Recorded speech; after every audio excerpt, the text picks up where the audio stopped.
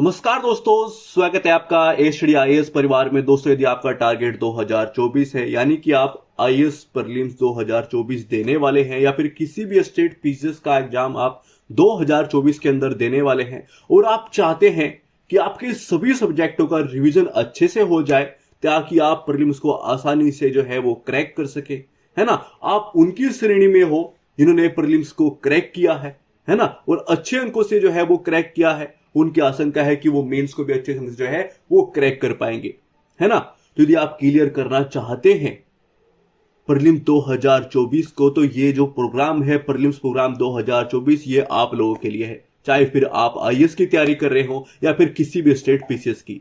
मैं आप लोगों को बता दूं, यहां पर सभी सब्जेक्टों का हम रिवीजन कराने वाले हैं।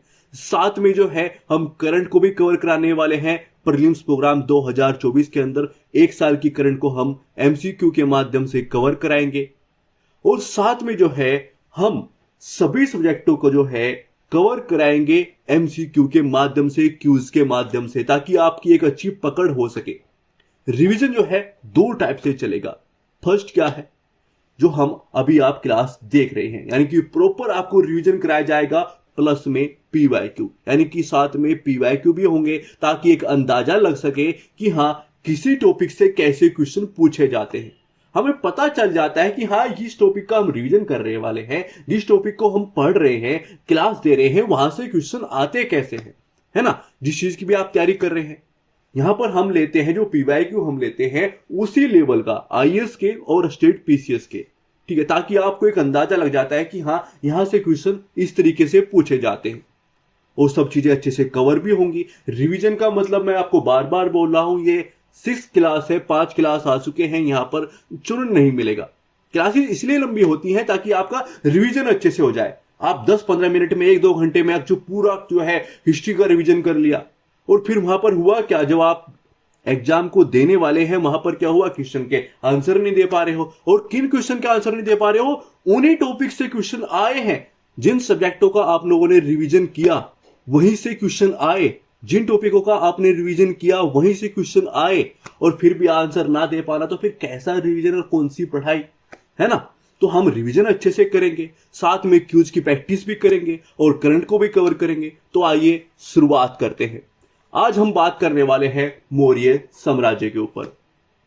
मौर्य साम्राज्य के अंदर हम क्या क्या पढ़ेंगे, पहले एक बार इस चीज पे नजर डाल लेते हैं। देखिए, मौर्य साम्राज्य का उदय कैसे हुआ, उनके कुछ महत्वपूर्ण पॉइंट देखेंगे। देखिए, यहां पर रिवीजन चल रहा है तो रिवीजन के हिसाब से ही जो है क्लासेज होगी, यानी कि हम उन पॉइंटों पे ध्यान देंगे जो एग्जाम के लिहाज से इंपॉर्टेंट होंगे, क्योंकि हमारा टारगेट यही है। हमारा टारगेट क्या है, भाई 2024 में जो एग्जाम होने वाला है, चाहे वो फिर आईएएस प्रीलिम्स का एग्जाम हो या फिर किसी स्टेट पीसीएस का, तो हमारा फोकस वही है ना। हमारा फोकस है कि एग्जाम को क्रैक करना है ना, क्लियर करना है। उस एग्जाम के लिहाज से जो चीजें इंपॉर्टेंट है वो इस क्लासेस के अंदर होंगी।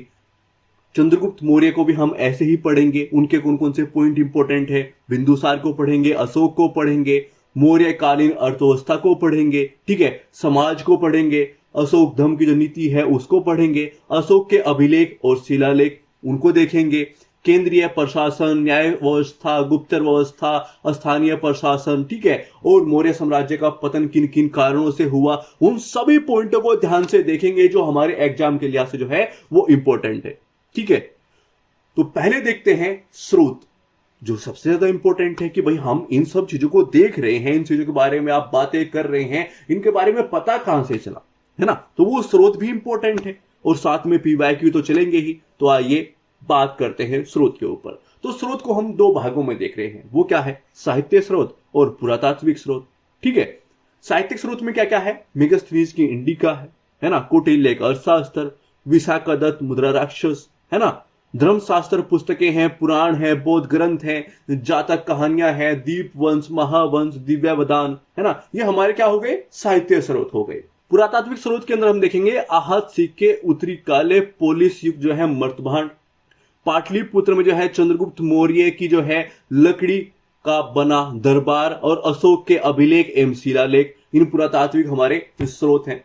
तो दोनों ही, और कुछ जगह पे जो डिवाइड आपको मिलेंगे कि साहित्य स्रोत के अंदर हम चीजों जो हम देख रहे हैं, जैसे मेगास्थनीज की इंडिका है, विदेशी जो है वो स्रोत है, डिवाइड कर देते हैं, मगर मेन जो है कि साहित्य स्रोत है वो पुरातात्विक स्रोत है। और मौर्य साम्राज्य के अंदर हम किन किन चीजों को देखने वाले हैं उन पे हमने बात कर ली कि हाँ इन सब चीजों के ऊपर हम बात करेंगे। और बात कैसे करेंगे वो भी मैंने आपको बता दिया। एग्जाम का पर्सपेक्टिव रहेगा कि हाँ एग्जाम में क्या क्या चीजें पूछी जा सकती हैं, उन सब तरीके में बात करेंगे कि कैसे चेंजेस किए जाते हैं। तो आइए शुरुआत करते हैं। और शुरुआत किस चीज से करते हैं मैंने आपको पहले ही बता दिया कि हाँ यहां पर PYQ होंगे। तो एक पॉइंट का हमने बात की, वो पॉइंट टू पॉइंट बात करते चलेंगे, यानी कि जब हम बात करेंगे मौर्यकालीन अर्थव्यवस्था की तो उसके संबंधी जो PYQ वहां से आए हैं, जो है प्रीवियस ईयर के अंदर जो क्वेश्चन पूछे गए हैं चाहे स्टेट पीसीएस के अंदर IAS के अंदर, तो उन पे हम क्वेश्चन देखेंगे कि हाँ अर्थव्यवस्था से कैसे क्वेश्चन आए हैं। तो स्रोत की अभी बात की, तो आइए उसी पे PYQ देख लेते हैं। देखिए किस बौद्ध मूल ग्रंथ में जो है मौर्य सम्राट अशोक का विवरण जो है वो समाहित है, और क्वेश्चन कहां पर आया है, यूपीएससी सिस्टम थे सीडीएस एग्जाम 2018 के अंदर। तो किस में आया है, वो है महावंश। अब यहां पर चीजें डिटेल तो नहीं क्योंकि अन्य तरीके से ये क्लास है। तो आइए आगे पढ़ते हैं। आइए अब बात करते हैं हम मौर्यों के उदय के बारे में। नॉर्मल सी पॉइंट है, नॉर्मल पॉइंट, बिना टेंशन लिए नॉर्मल से कुछ चीजें हम जान लेते हैं, क्योंकि एग्जाम लिहाज से रिवीजन है तो रिवीजन के तरीके से देखेंगे। देखिए नंदा शासकों में से जो है अंतिम घनानंद थे, और अपने दमनकारी शासन के कारण जो है अत्यधिक अलोकप्रिय थे। भाई गलत कार्य करेंगे तो फिर अलोकप्रिय होंगे, और वो एक पॉइंट क्रिएट हो गया है ना कि अपने समाज के अंदर जो है पूरी प्रजा के अंदर आप किस तरह कृत्य कर रहे हैं तो अलोकप्रिय वो हो गए। तो एक पॉइंट तो ये हो गया है ना कि जो शासन कर रहे हैं वो अलोकप्रिय है। इसके अलावा जो है अलेक्जेंडर और उत्तरी पश्चिम भारत पर आक्रमण के बाद जो है उस क्षेत्र की विदेशी शक्तियों से बहुत अशांति का सामना करना पड़ रहा था। तो एक प्रॉब्लम ये सामने आ गई, ये एक चांसेस रहा, ये एक कारण रहा।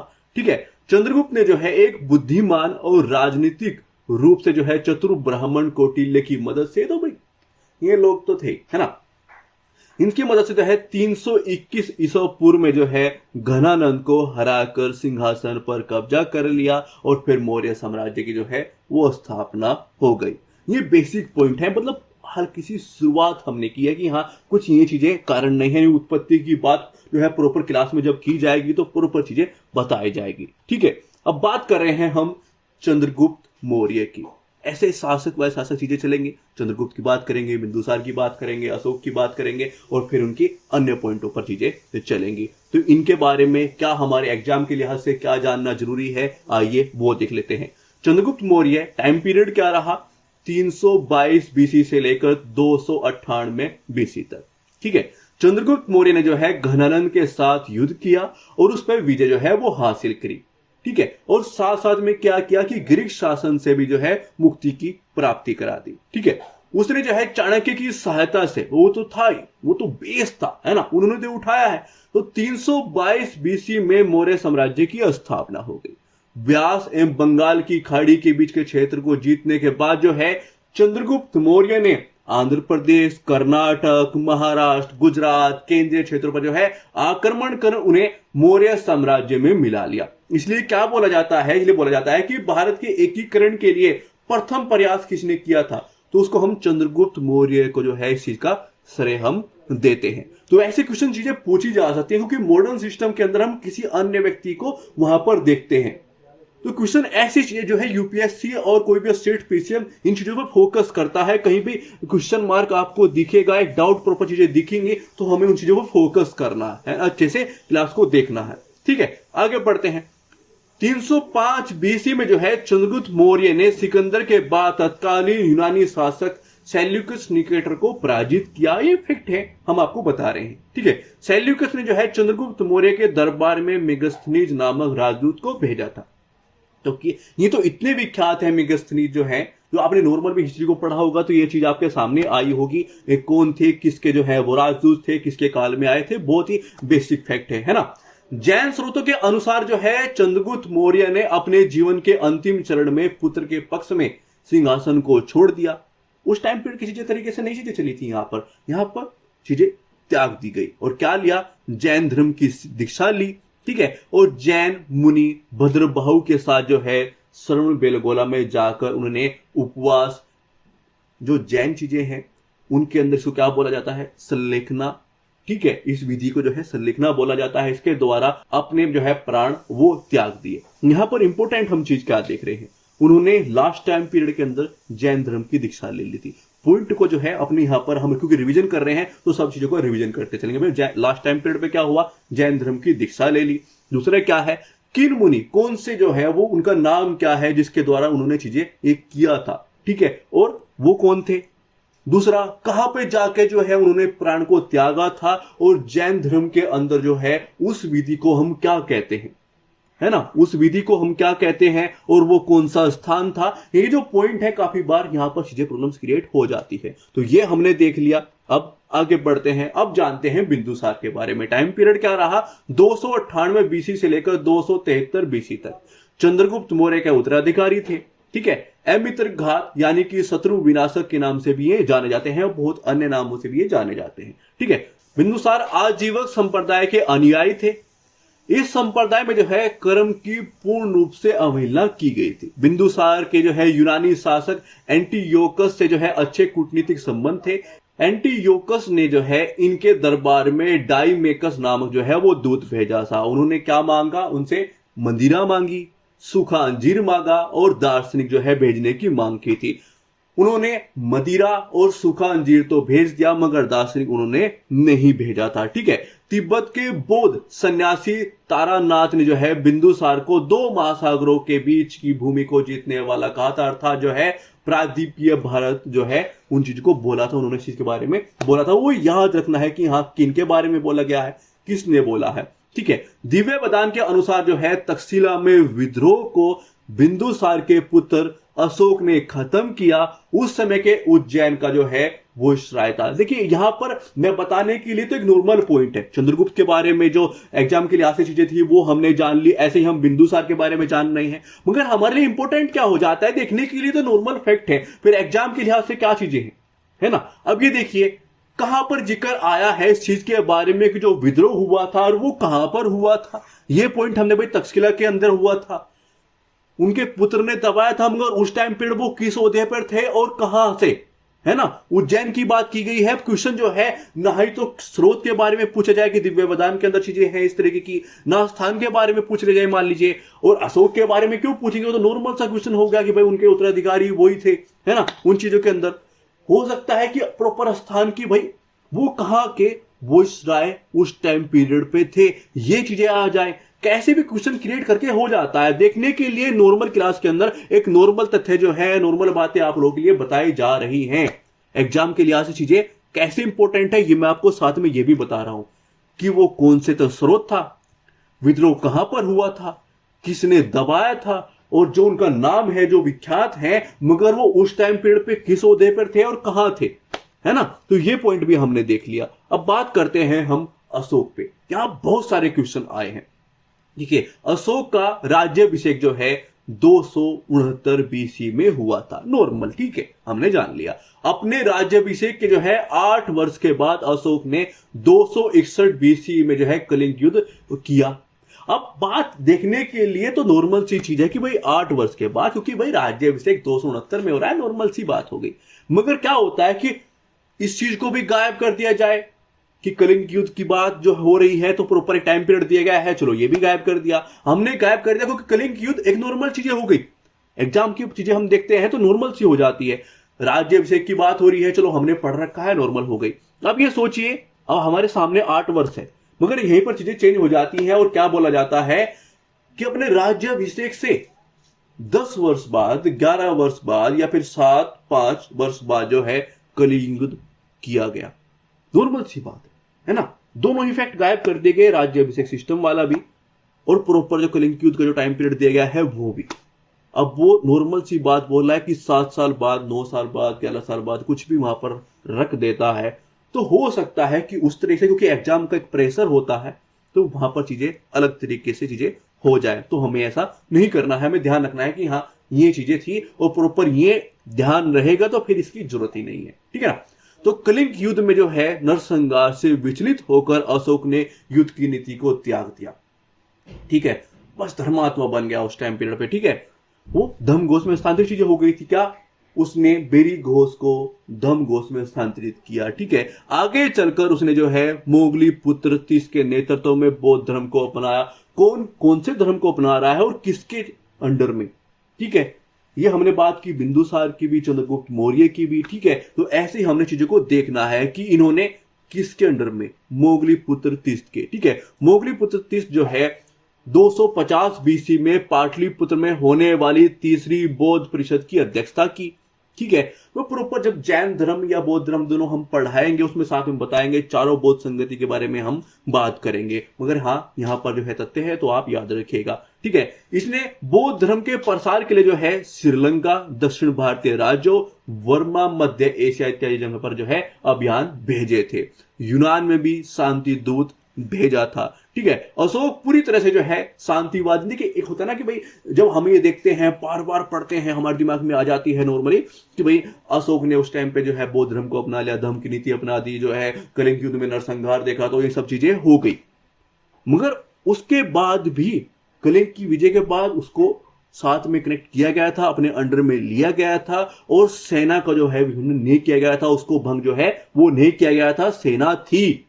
ठीक है, नहीं लाइन क्रिएट की जा सकती है कि इसी चीजें हो गई थी इसलिए उन्होंने सेना को भी बाद में जाके भंग कर दिया गया था, मगर ऐसा नहीं हुआ था। ठीक है ना, अशोक के शासन काल में सुदूर दक्षिण के क्षेत्र को छोड़कर लगभग सभी उपमहाद्वीप एक छत्र शासन के अंतर्गत आते थे। ठीक है, उत्तर पर जिसकी राजधानी तक्षशिला थी, अवंतीराज जिसकी राजधानी उज्जैन थी, प्राची पाटलिपुत्र राजधानी, कलिंग जो है जिसकी राजधानी तोसिल, और दक्षिणा पर श्रवणगिरी जो है महत्वपूर्ण, ये क्या थे, प्रांत थे। 5 जो है ये प्रांत थे।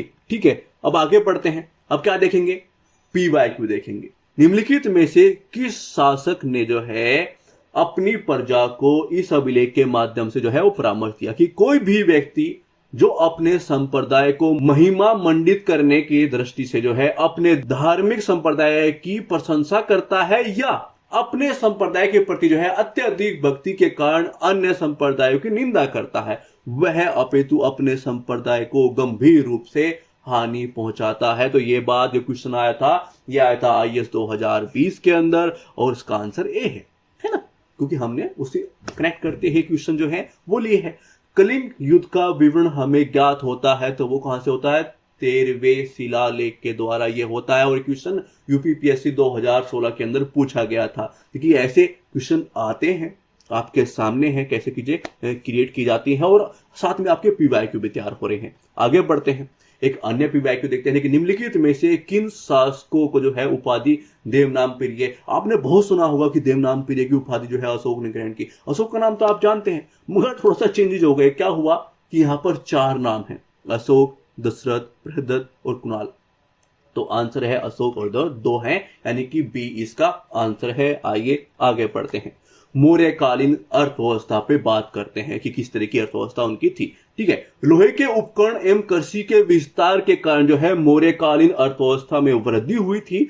कौटिल्य के अर्थशास्त्र एवं जैन धर्म से संबंधित जो पुस्तकों में अकाल का भी उल्लेख उस टाइम पीरियड में मिला है। सोगोरा ताम्रलेख और महास्थान अभिलेख में जो है अकाल के दौरान अपनाए जाने वाले उपायों का भी उल्लेख जो है वो किया गया है। कहां पर किया गया है ये मैंने आपको बता दिया है।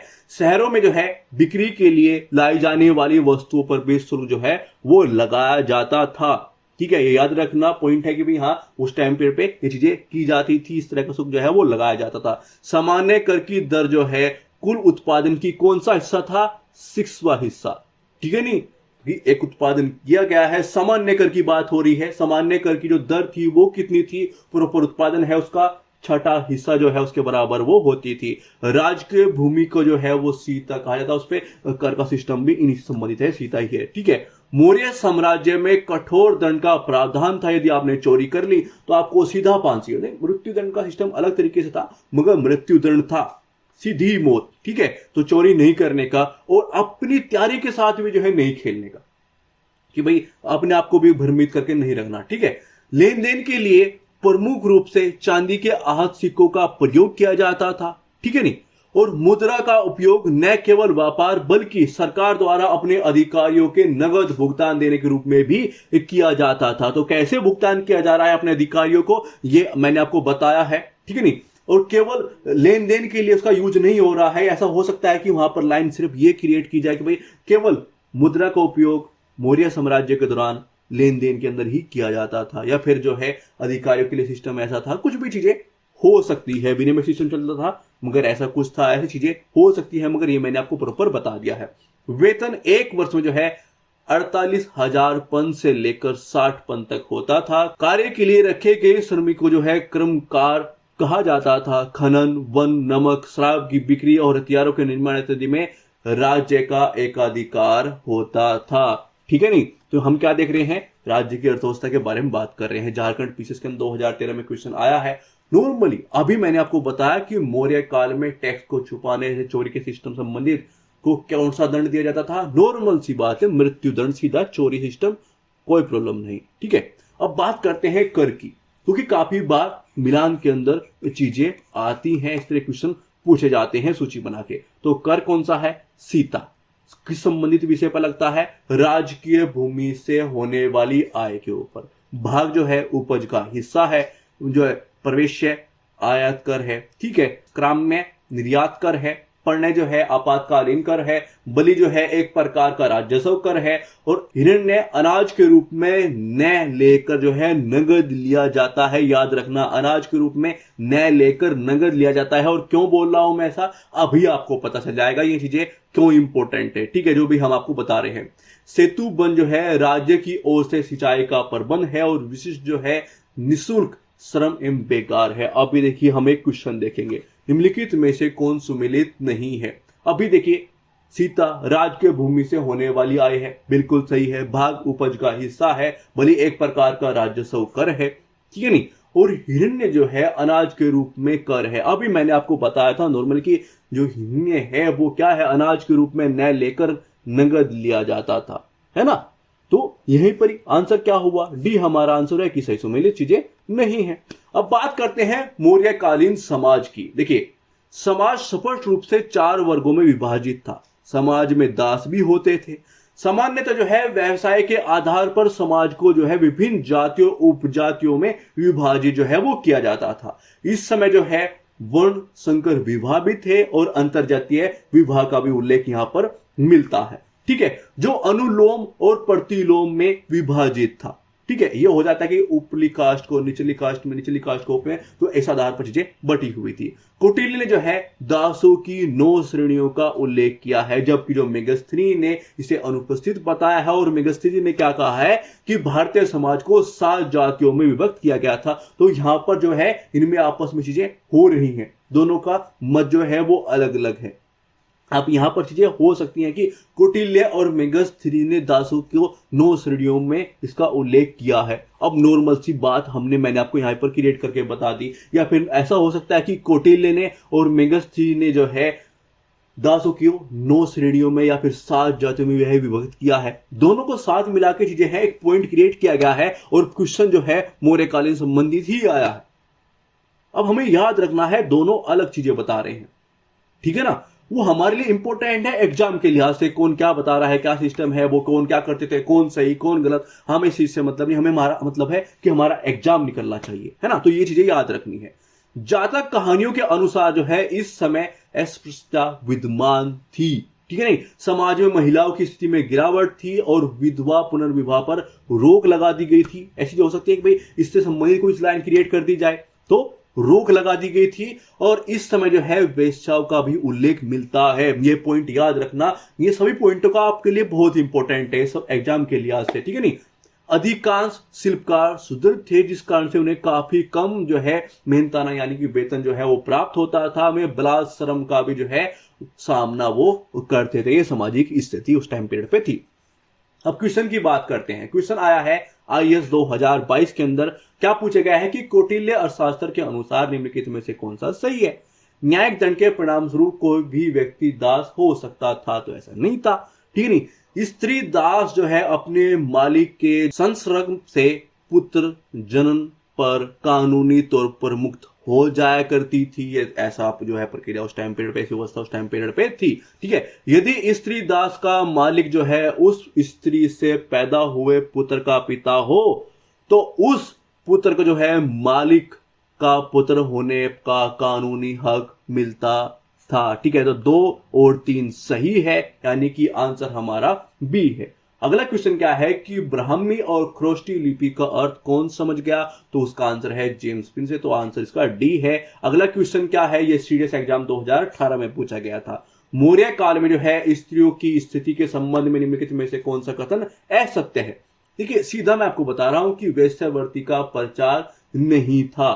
ठीक है, ये आप अभी मैंने बताया कि इस तरह की व्यवस्था का उल्लेख वहां पर मिला है कि उल्लेख जो है वो था, उस समय वैश्याओं का उल्लेख उस टाइम पीरियड पे था। अभी देखिए, इसलिए पीवाईक्यू साथ में देखते हैं ना, तो हमें अंदाजा लगता है कि नॉर्मल लाइन, नॉर्मल तथ्य जो हम देख रहे हैं कि सर हमें बता रहे हैं, ठीक है हमारा रिवीजन हो रहा है, मगर वहीं से ये चीजें क्रिएट की जा रही हैं और कैसे क्रिएट होती हैं। ठीक है, ये देखते हैं तो आप फोकस करके क्लास को देखोगे। ठीक है, आगे बढ़ते हैं, अशोक की धर्म नीति चीज के बारे में बात करते हैं। अशोक बौद्ध धर्म का अनुयायी था, लेकिन उसने जो है धर्म के रूप में 4 सिद्धांतों का निरूपण किया। उसने जो है सहिष्णुता, अहिंसा, अच्छे आचरण और कल्याण को जो है वो शामिल किया था। धर्म के प्रोत्साहन के लिए धम्म महामात्र नाम का एक नया अधिकार जो है वो नियुक्त किया गया था। अशोक के अपनी बेटी संघमित्र को जो है श्रीलंका में महिलाओं के बीच बौद्ध धर्म का प्रचार करने के लिए भेजा था। ठीक है नहीं, अशोक के धर्म को केवल एक विश्वास के रूप में नहीं देखा जा सकता है, बल्कि एक सहिष्णुता पर आधारित व्यवस्था ये थी। ठीक है नहीं, इस चीज के बारे में जो एग्जाम के लिहाज से है वो हमने देख लिया है कि किस तरह की व्यवस्था थी, क्या क्या चीजें इंक्लूड की, कौन से कितने सिद्धांत इंक्लूड किए, वो सब चीजें हम, और अपनी बेटी को ये कहां पर भेज रहे हैं और किस लिए भेज रहे हैं, है ना, वो सब चीजें हम देख रहे हैं। किसको धर्म के वहां सिस्टम ना देखते हुए हम किस और जिस चीजों को देख रहे हैं।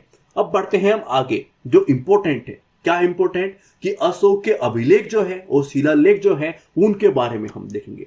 ठीक है, क्योंकि एग्जाम के लिहाज से हम रिवीजन कर रहे हैं और हमारा टारगेट 2024 है, तो उस तरह से पॉइंट टू पॉइंट हम बात करेंगे। देखिए, वृहद और लघु शिलालेख जो कौन कौन से हैं, वो क्रम से 16 है और दूसरा है वृहद और लघु स्तंभ लेख जो है वो 17 और 3 है। ठीक है, ये मेरठ, टोपरा, कोसांबी, सांची, सारनाथ, ठीक है, लोरिया और नंदनगढ़, लोरिया और राज, रामपुरवा, लुम्बिनी एवं गंगा घाटी के आसपास जो है स्थानों से ये प्राप्त किए गए हैं। ये सब जो है अभिलेख शिलालेख हमें वहां से मिले हैं। भारत के राष्ट्रीय प्रतीक को अशोक के सारनाथ स्तंभ से लिया गया है।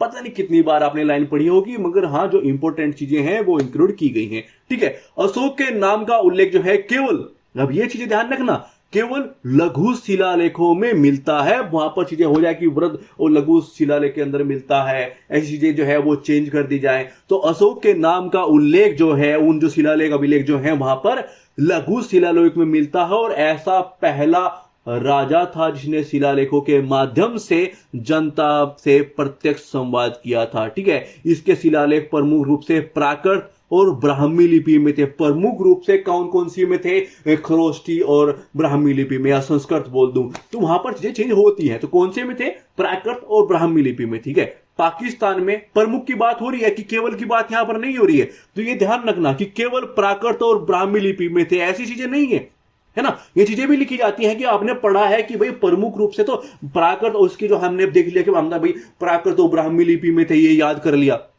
और वहां पर आ जाए कि केवल प्राकृत और ब्राह्मी लिपि में थे, नहीं, वो प्रमुख हैं, है ना, वो याद रखना है। पाकिस्तान में मानसहेरा और जो है सावाजगढ़ी के शिलालेख प्राकृत भाषा और खरोष्टी लिपि में थे। ठीक है, तो मौजूद हैं। और कंदार शिलालेख जो है द्विभाषी, इसमें यूनानी और अरमाइक भाषा और लिपियों का प्रयोग जो है वो किया गया है।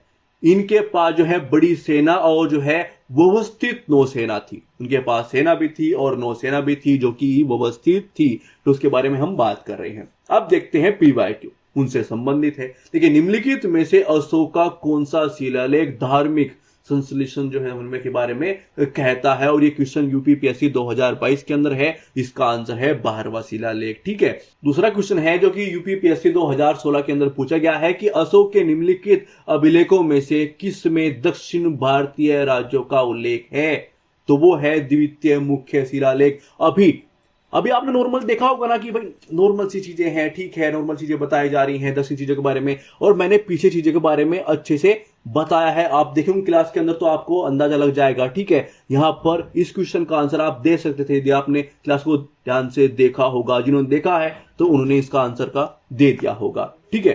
अब उसी चीज पे हम बात कर रहे हैं। असम के 14 शिलालेख और उनकी जो है विषय वस्तु धर्म प्रचार भेजने का उल्लेख जो है 2, 5, 13 शिलालेख में है, ठीक है। विदेशी राज्यों और राज्य का उल्लेख जो है 2, 5 और 13 शिलालेख में है। दक्षिण राज्य संगम राज्यों का उल्लेख जो है, देखिए यहीं पर ही आंसर है कि दक्षिण राज्य और संगम राज्यों का उल्लेख जो है 2 और 13 शिलालेख में है।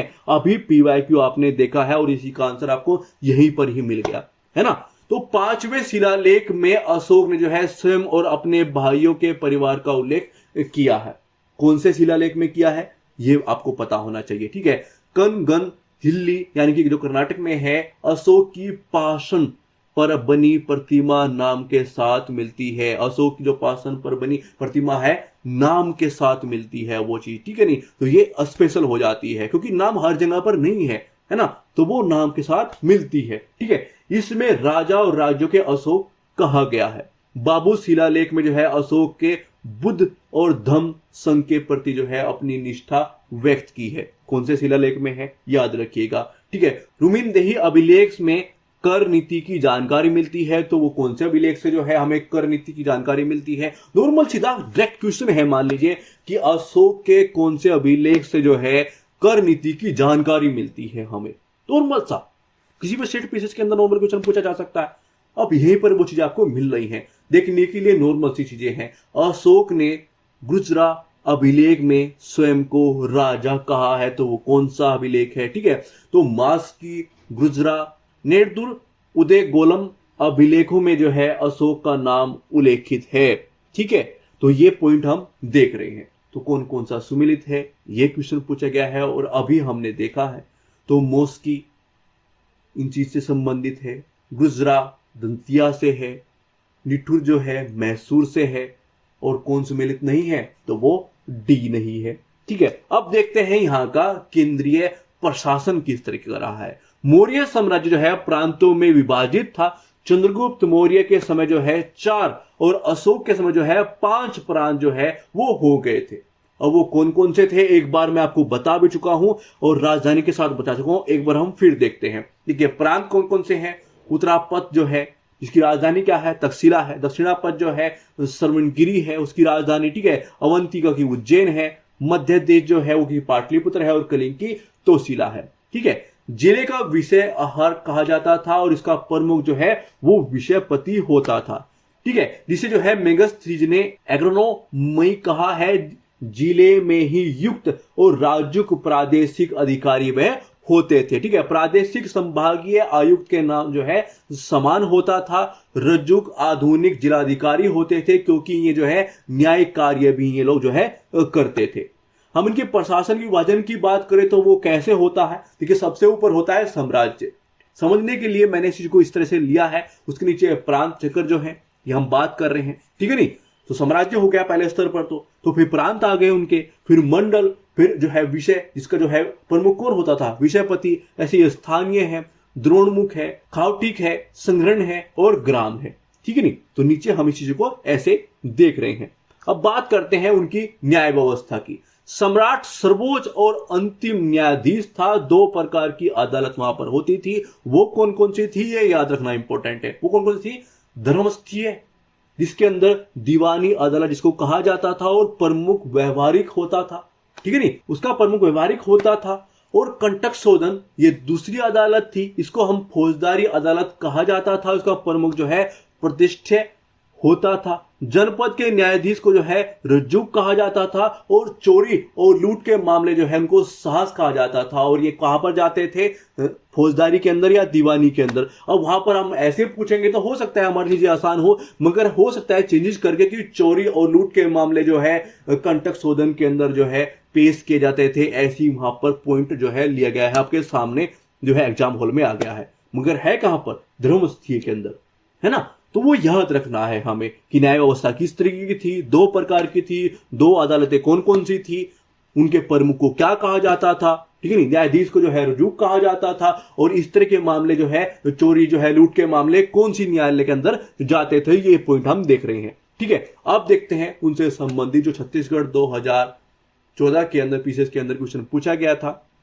कि कौटिल्य के अर्थशास्त्र के अनुसार मौर्यकालीन न्याय व्यवस्था निम्नलिखित न्यायालय अस्तित्व में थी। अभी हमने देखा कि दो थे, धर्मस्थीय और कंटक शोधन, यानी कि 2 और 4 इसका आंसर है। हमें ध्यान ही नहीं देना है, नॉर्मल सा पॉइंट हमें मिल गया। अब ये सोच के देखिएगा यही क्वेश्चन आपके सामने होता तो, है ना, तो आंसर क्या है, 2 और 4, यानी कि डी इसका आंसर है। आगे बढ़ते हैं, गुप्तचर व्यवस्था देखते हैं इनकी। गुप्तचर प्रमुख जो है महामात्य सर्प इसको कहते हैं। गुप्तचर 2 प्रकार के होते थे। संस्था, एक ही स्थान पर रहकर ये लोग कार्य करते थे। संचार, ये भ्रमणशील थे, इधर उधर जो है वो घूमते थे, चीजों को देखते रहते थे। विदेशों में जो है नियुक्त होने वाले गुप्तचरों को जो है उभय वेतन कहते थे, और गुप्तचरों को जो है गुण पुरुष कहा जाता था। इसमें राजा की भूमिका प्रमुख होती थी। यह मंत्री परिषद में संबंधित था। युवराज, पुरोहित, सेनापति और अन्य होते थे। ठीक है, उच्चतम अधिकारी को तीर्थ या अध्यक्ष कहा जाता था। ये जो है 26 विभागों को प्रबंधित करते थे। कितने को, 26 को। ठीक है, प्रतिवेदक जो है एवं गुण पुरुष महत्वपूर्ण इसमें भूमिका निभाते थे। ठीक है, तो गुप्तचर व्यवस्था हमने देख ली। अब देखते हैं इनकी स्थानीय प्रशासन किस तरीके का था। देखिए, मौर्यकालीन राज्य में स्थानीय एवं नगरीय प्रशासन जो है वो मौजूद था।